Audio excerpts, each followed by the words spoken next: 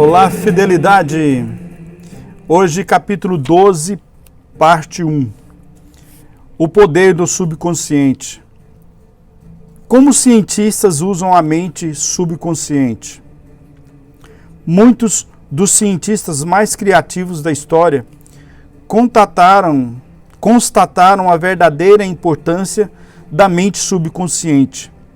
Edison, Marconi, Catherine, Poincaré, Einstein e muitos outros usaram-na para obter insights e know-how em suas grandes realizações. A capacidade de pôr em ação o poder do subconsciente constitui um dos fatores mais importantes para determinar o sucesso de cientistas e pesquisadores. Um dos mais notáveis exemplos nesse particular é encontrado na vida do célebre químico Friedrich von Stradonitz. Ele lutara durante longo tempo para compreender a estrutura química de um hidrocarboneto denominado benzina. Trata-se de um composto constituído de 6 átomos de carbono e 6 de hidrogênio. O problema deixava-o constantemente perplexo. Aparentemente, nada que tentava dava resultado.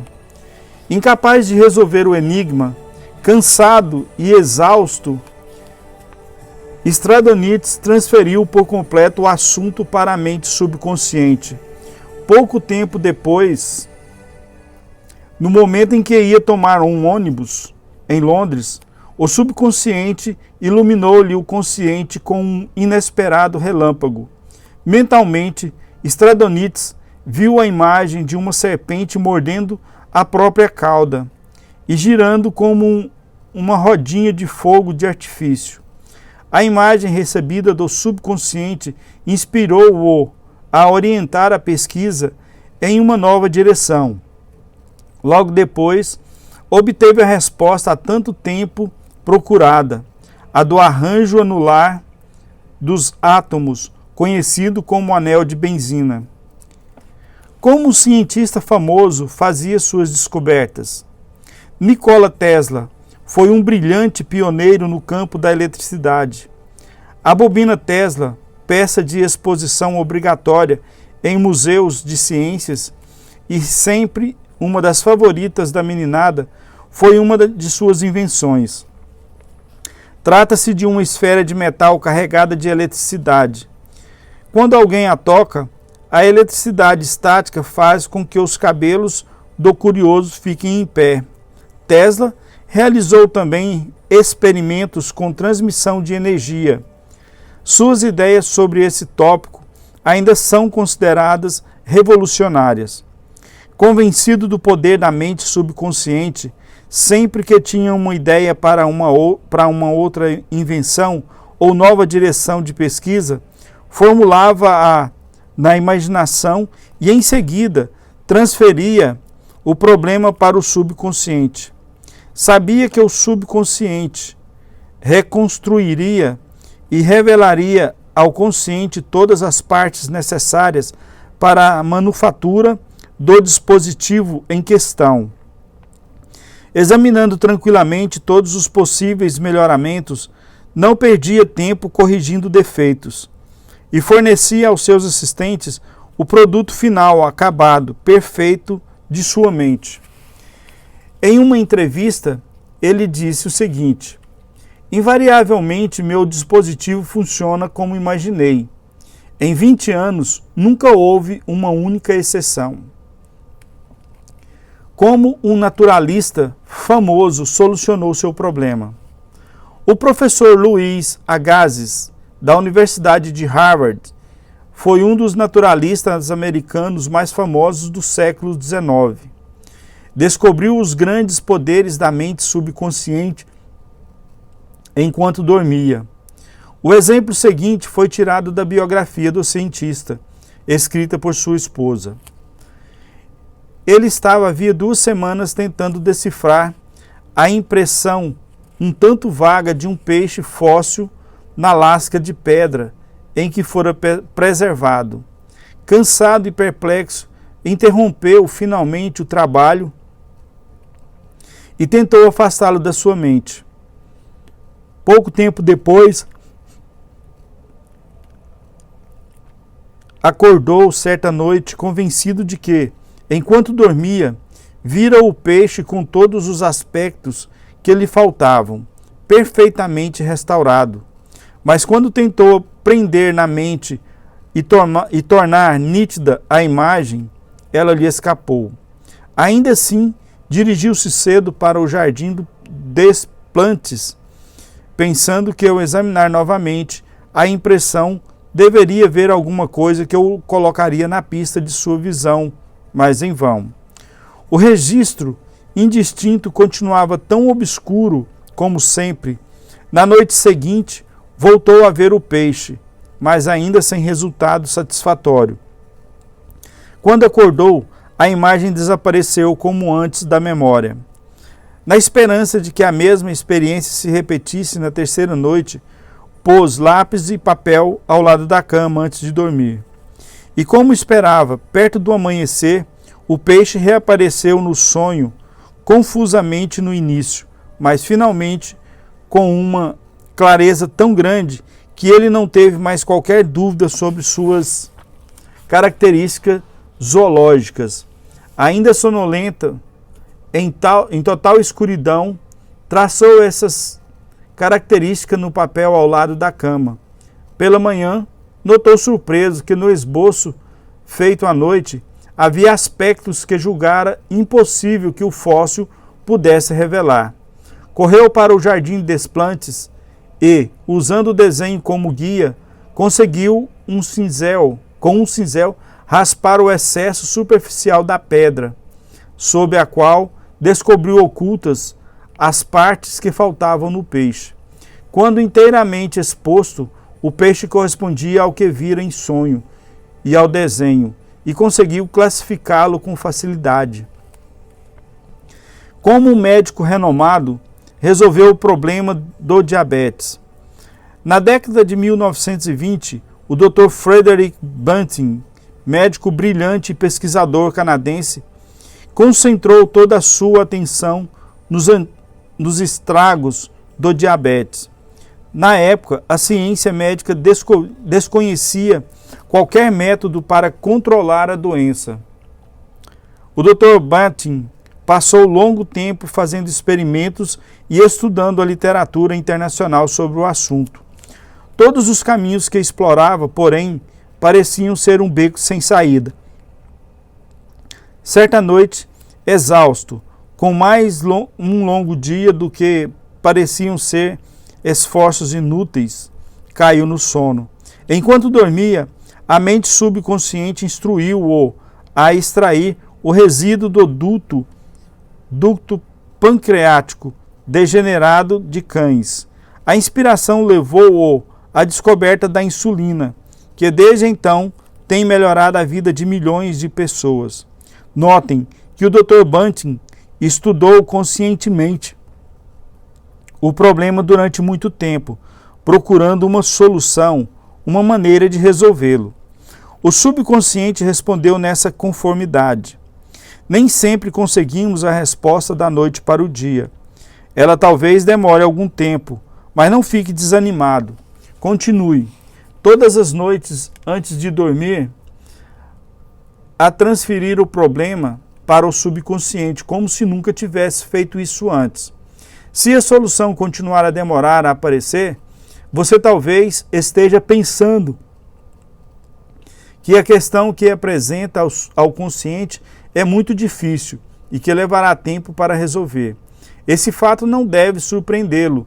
Geralmente sentimos a tentação de pensar que nossos problemas são de difícil solução. Se não fosse assim, não seriam problemas, mas isso é um erro. No que interessa ao subconsciente, não há tempo nem espaço. Vá dormir acreditando que receberá a resposta neste momento. Não pense que a resposta vai ter que esperar por algum momento futuro. Mantenha a fé no resultado. Convença-se agora que, enquanto lê este livro, de que há a resposta e solução perfeita que espera. Como um cientista escapou de um campo de concentração soviético? O Dr. Lothar von Blank-Schmidt, ilustre engenheiro eletrônico, foi internado em um campo de concentração soviético durante a Segunda Guerra Mundial. Ele atribui sua sobrevivência e fuga para a liberdade ao poder do subconsciente. Aspas. Fui prisioneiro de guerra em uma mina de carvão na Rússia. Nessa prisão, homens morriam à minha volta o tempo todo. Éramos vigiados por guardas brutais, oficiais arrogantes e comissários inteligentes e de decisões rápidas. Após um rápido exame médico, uma cota de carvão era atribuída a cada prisioneiro. Minha cota era de 150 quilos por dia. No caso de o prisioneiro não atingir a cota, sua pequena ração de alimento era cortada e pouco tempo depois ele descansava no cemitério. Comecei a me concentrar em um plano de fuga. Eu tinha certeza de que, de alguma maneira, meu subconsciente encontraria uma solução. Minha casa na Alemanha fora destruída, minha família dizimada, e todos os meus amigos e antigos colegas haviam morrido na guerra, ou se encontravam em campos de concentração. Eu disse a meu subconsciente, quero ir para Los Angeles, e você vai encontrar um jeito. Eu vira fotos de Los Angeles e me lembrava muito bem de alguns bulevares e prédios. Todos os dias e noites eu me concentrava, imaginando descendo a Wilshire Boulevard, em companhia de uma moça americana que conheci em Berlim antes da guerra. Hoje minha esposa. Imaginava-me visitando lojas, andando de ônibus, comendo em restaurantes. Todos os dias tinha o cuidado especial de dirigir meu imaginário carro americano, subindo e descendo os bulevares de Los Angeles. Tornava tudo isso vívido e real. Essas imagens eram tão reais e naturais para mim como as árvores do outro lado do campo de concentração. Todas as manhãs, o chefe dos guardas contava os prisioneiros que eram postos em fila. Ele gritava 1, 2, 3, etc. E quando o 17 era chamado, o meu número, eu dava um passo para o lado. Numa dessas ocasiões, o guarda afastou-se por 1 ou 2 minutos para atender a um chamado. E quando voltou, recomeçou a contar, por engano, no número seguinte, como sendo o 17. Quando a turma voltou à noite, o número de prisioneiros era o mesmo, e não deram por minha falta. E até que descobrissem isso, levaria um longo tempo. Saí do campo sem ser visto e continuei a andar durante 24 horas, descansando no dia seguinte em uma cidade deserta. Consegui sobreviver pescando e caçando animais selvagens. Descobri trens de carvão que se dirigiam para a Polônia e viajei neles à noite, até chegar finalmente nesse país. Com a ajuda de amigos, consegui levar a Lucerna, na Suíça. Consegui chegar a Lucerna, na Suíça. Certa noite, no Palace Hotel em Lucerna, tive uma conversa com um casal americano. O marido me perguntou se eu gostaria de ser seu hóspede em Santa Mônica, Califórnia. Aceitei. E quando cheguei a Los Angeles, descobri que o motorista deles me levava pelo Wilshire Boulevard e muitos outros que eu imaginara com cores tão vívidas durante os longos meses nas minas de carvão russas. Reconheci os prédios que vira mentalmente tantas vezes. Na verdade, tive a impressão de que estivera antes em Los Angeles. Eu havia chegado a meu destino.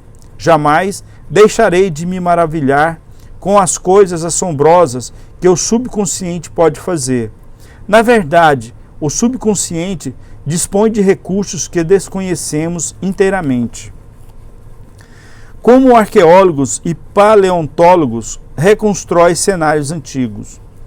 O subconsciente tem a recordação de tudo que já aconteceu na história de nossa espécie. Arqueólogos que estudam ruínas antigas e incontáveis artefatos deixados por membros de velhas culturas podem usar em seu trabalho com resultados maravilhosos a percepção imaginativa. A mente subconsciente pode ajudar a reconstruir antigos cenários. O passado morto renasce, olhando para ruínas de velhos prédios e estudando a cerâmica, a estatuária, as ferramentas, os utensílios caseiros de civilizações antigas. O cientista pode, utilizando os bancos de dados da mente universal, saber como, quando e por que tais objetos foram criados. A concentração profunda e a imaginação disciplinada do cientista despertam os poderes latentes do subconsciente. Esse fato habilita-o a cobrir com telhados estruturas antigas e cercá-las de jardins, tanques e fontes. Os restos fósseis recebem olhos, tendões e músculos, e mais uma vez andam e falam. O passado torna-se o presente vivo, e descobrimos que na mente não há tempo nem espaço.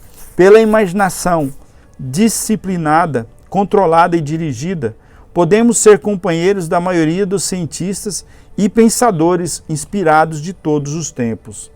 E aqui nós terminamos a parte 1 do capítulo 12. Obrigado por vir até aqui.